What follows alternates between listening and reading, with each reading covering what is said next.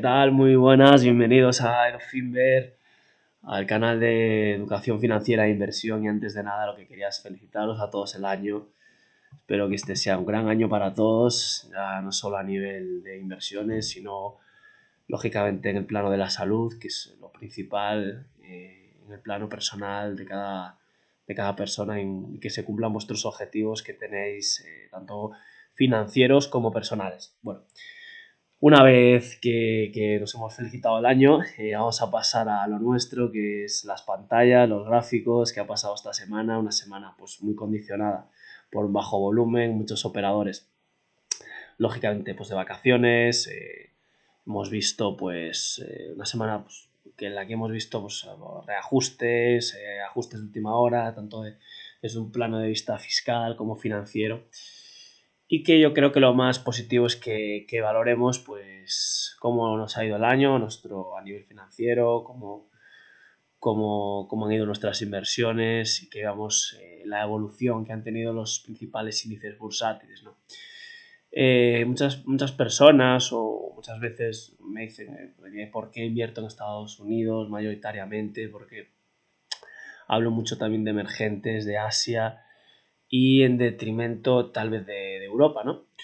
Y pues vamos a ver cómo han evolucionado los índices. Bueno, si os fijáis, por ejemplo, vamos a ver Europa, me fijáis en el IBEX, que se ha dejado anualmente en esta columna de aquí, lo podéis ver, un 16%, vemos también Francia un 8%, Europa, el Eurostoxx un 5 y algo, el FTSE, que se ha visto muy perjudicado por el Brexit, en torno a un 15%. Italia también lo ha hecho más, se ha dejado un 6%. Prácticamente de lo poco que se ha salvado en Europa, pues de las bolsas más, bueno, más seguidas, aparte de algunas, de la Noruega y demás, pero bueno, de las bolsas más seguidas, pues el DAX, con una modesta revalorización de prácticamente un 4%, ¿no?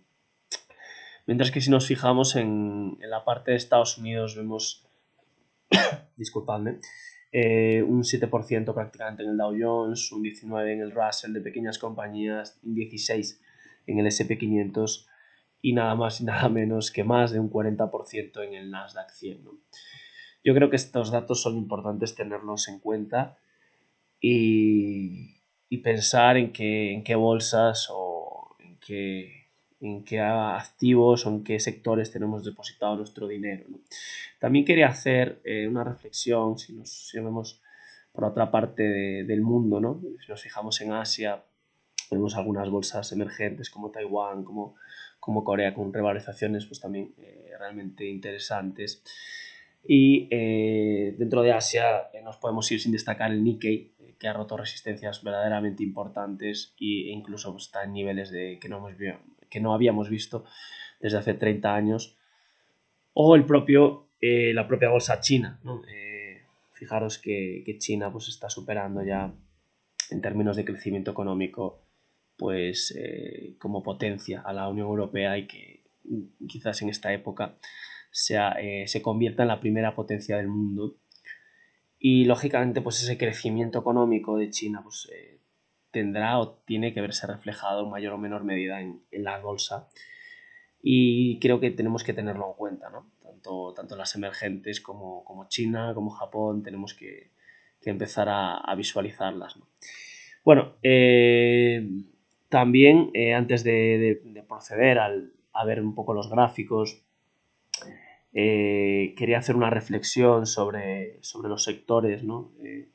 Creo que la inversión debe ir encaminada a futuro, y debemos de invertir en empresas pues las cuales veamos que sus sectores a futuro puedan crecer, como son las energías renovables, como son pues, la domótica, la robotización, el big data, sectores que lógicamente, o empresas que crecen, pues tienen unas tasas de crecimiento netamente altas, y en detrimento de otros sectores, los cuales, pues, como podemos ver, sectores más estancados, más cíclicos, o que no generan una ventaja competitiva. Vemos a la banca con unos tipos de interés súper bajos que prácticamente no tienen margen, o otro tipo de sectores que realmente tienen unos costes de producción, de extracción o unos costes por tanto fijos como variables, o una deuda que lógicamente va en contra de ese crecimiento exponencial de los beneficios, ¿no?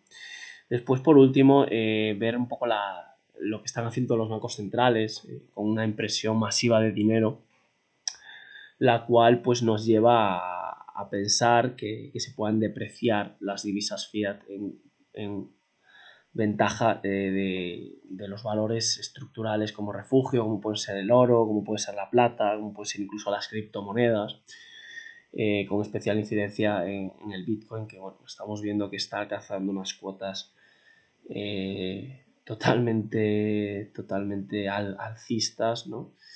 Y una revalorización anual totalmente espectacular, ¿no? Ya que es una divisa una criptomoneda, la cual está limitada y que no se puede, digamos, crear más de la producción estimada, que ya está en torno a un 90%. Bueno, vamos ya a ver lo que ha pasado en la bolsa, lo que vemos el IBEX 35.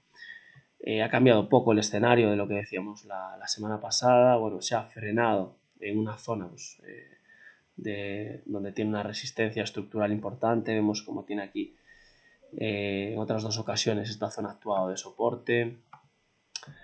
Y parece descabellado, ¿no? No parece nada. No parece lo más interesante comprar el IBEX a estos niveles, ¿no?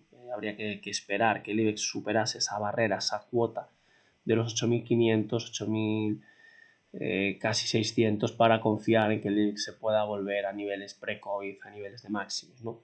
Mientras nos encontremos por debajo de esta resistencia, que además coincide con el 61,8 del retroceso de Fibonacci, de este impulso bajista, tenemos que ver el IBEX desde una perspectiva más bien bajista, ¿no? En el corto plazo, las posiciones alcistas sobre IBEX, donde deberían de dejar habría que soltarlas. Bueno, pues si perdiese este último mínimo de los 7.670, 7.660, ¿no? Esta zona, de perderla, pues podríamos irnos hasta la zona de la media, pues tranquilamente. Y por la parte de arriba, pues ya hemos comentado el escenario, ¿no? Vamos a ver qué es lo que sucede las siguientes semanas, ¿no?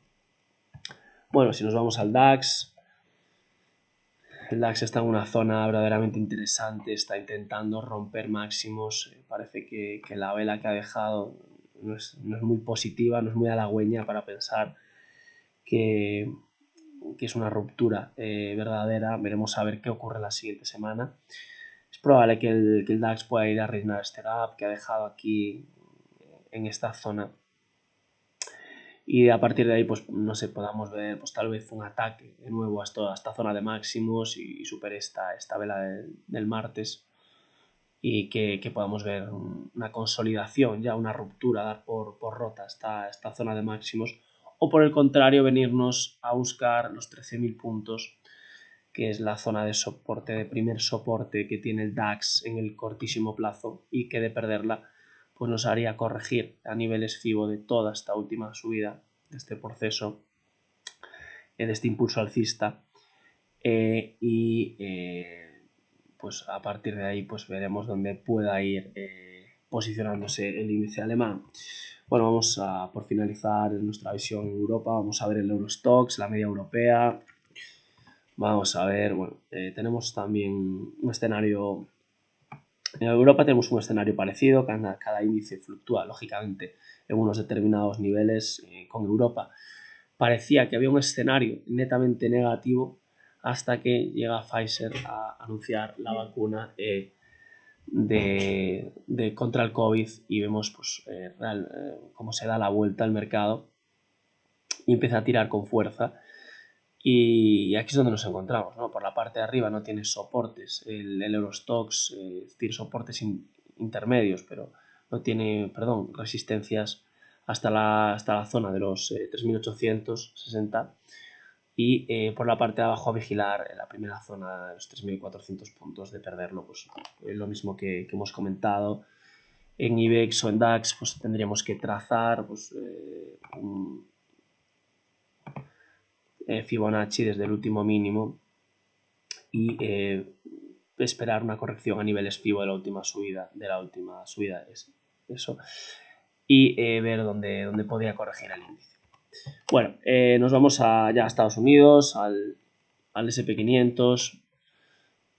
Bueno, poco hay que decir de este índice, ¿no? Vemos una consolidación triangular en forma de triángulo simétrico rota al alza, y ahora lo que tenemos es una sucesión de máximos y mínimos decrecientes en el índice, y la pregunta es ¿desde cuándo dejaría de ser positivo con el índice? Bueno, pues dejaría de ser positivo en el momento de que estos máximos y estos mínimos crecientes pasen a ser máximos decrecientes, ¿no? La zona para mí clave en el más corto plazo son los 3.640, esta zona que ha funcionado como resistencia y ahora como soporte en determinadas ocasiones, y de perder esta zona pues nos iríamos a la zona de 3.500, sería la siguiente zona de soporte.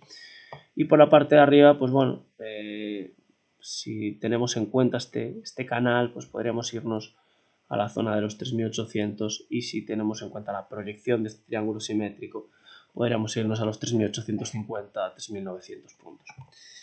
Nasdaq 100, bueno, en el Nasdaq el escenario es similar, no es un triángulo simétrico, es un triángulo rectángulo, pero bueno, el escenario es similar, ha hecho un pullback perfecto a esta zona de anterior resistencias, que ha funcionado perfectamente como soporte, y a partir de ahí el Nasdaq está haciendo máximos y mínimos decrecientes.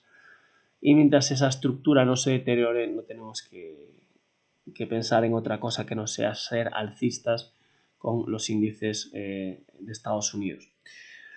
Bueno, como os decía antes, os hablaba de la bolsa china, quería enseñaros el Hang-Seng. Fijaros, parece que está queriendo romper esta directriz bajista que había trazado desde los máximos de 2018, y que parece que en la actualidad está queriendo consolidar por encima de ella. Veremos a ver qué es lo que ocurre en los siguientes días, en las siguientes semanas, pero realmente merece la pena estar atentos también. Si nos ponemos rápidamente un gráfico del Nikkei, vemos cómo esta última zona, ¿no?, de resistencia muy potente desde el 2018 ha sido superada al alza.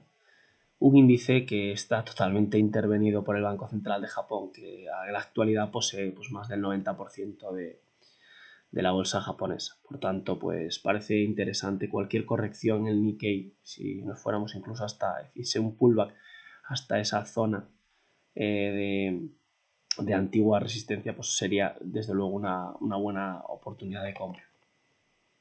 Bien, vamos ya a ver qué ha sucedido en el oro. Bueno, el oro pues sigue dentro de este canal bajista, dentro de esta consolidación, de este último impulso al 50% FIBO, y ahora está intentando atacar esta directriz bajista, que de superarla pues lógicamente sería algo muy positivo para el oro, que consolidaría superando este último máximo en la zona de 1968.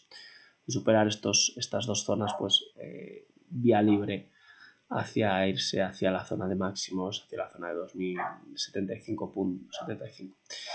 Bien, vamos a ver la plata, que también me parece que está realmente interesante, y creo que también es algo que debemos de vigilar. Bueno, hablábamos de este triángulo, ¿no?, roto al alza de esta estructura, y ahora pues lo que podemos proyectar como otro análisis alternativo es bueno, este doble suelo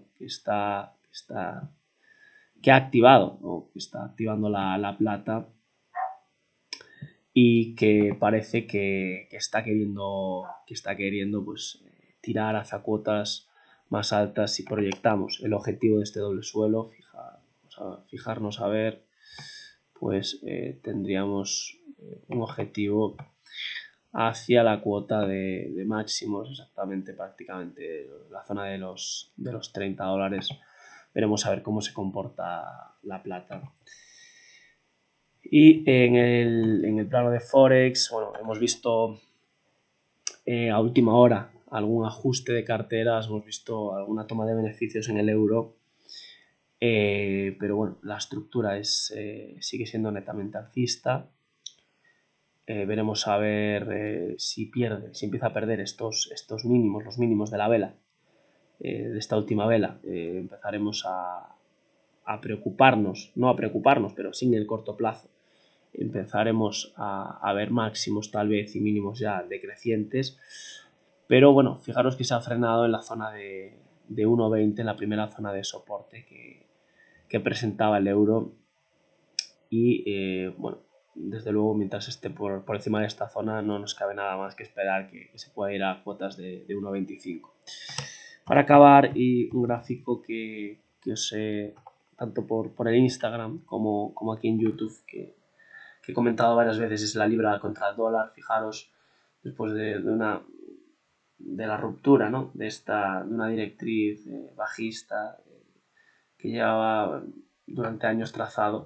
Si nos vamos más al corto plazo, podemos ver que desde el 2018 tiene una clarísima zona de resistencia a la libra en la cuota de los 1,35, 1,35 y medio, y fijaros cómo está intentando romperla al alza. Y de confirmarse esta ruptura, que parece que es válida, podríamos ver como primer objetivo de la libra contra el dólar en cuotas de 1,43, con 1,43 y medio. Yo creo que es, para los que operéis Forex, un par que lógicamente hay que vigilar y que puede traernos alguna alegría. Bueno, hasta aquí el primer resumen de bolsa del año. Espero pues haberos ayudado lo más posible y desearos un feliz año a todos de nuevo, y nos vemos en próximos vídeos. Un saludo y buen trading.